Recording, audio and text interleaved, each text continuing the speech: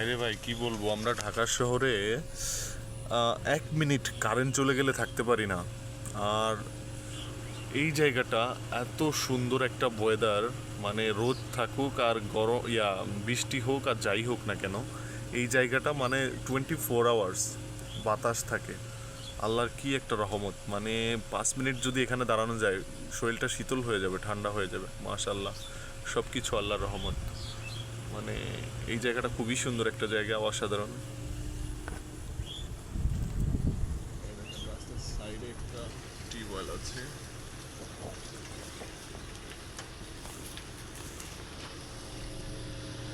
এই যে রাস্তার সাইডে একটা টিউবওয়েল। রাস্তার পাশ দিয়ে যারা যাবে, যাদের পানির তৃষ্ণা লাগবে, তারা চাইলে এখান থেকে পানি পান করতে পারবে। টিউবওয়েলটা সচল আছে, ভালো।